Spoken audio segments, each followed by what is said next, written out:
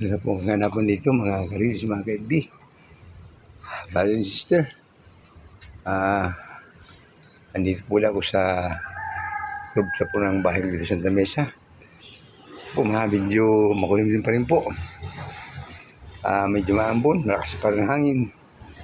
Pero manageable naman po yan po ang silangan, no? Silangan. Ito naman po yung kanluran. Yan, medyo itim pa rin po yung mga paligid. At yung ambon po, pwede lang ambon. Yan, mahangin pa rin po. Hangin pa rin.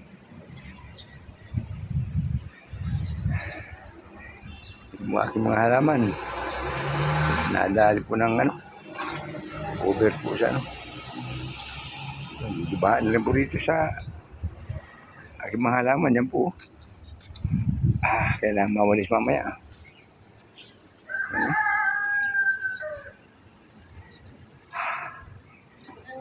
Aking tawag dito, aking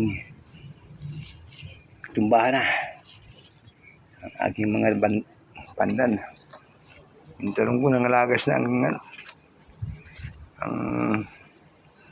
ang broklak. Tapos yung aking kalamansi, ayan po. Yung malunggay ko po yan, tumubo na ulit.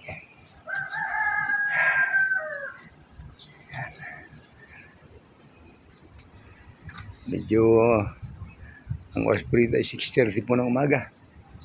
At ayon po sa balita, yung bagyong Yuan ay nasaan raw po. Bagnutan na La Union. Grabe po ang nabinsala ng bagyong ito. Yan po ang hanapan dito. At makulimlim pa rin po daw. Makulimlim pa.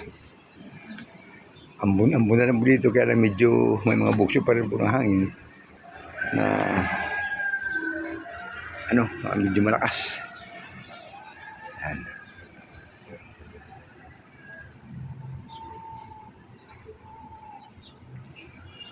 Maraming sinalanta po ang bagyo ito. At salamat na rin po sa mahal na Santo Niño, sa ating Panginoon, na ngayon lang ang dinanas natin po at ng buong Pilipinas. Bye-bye.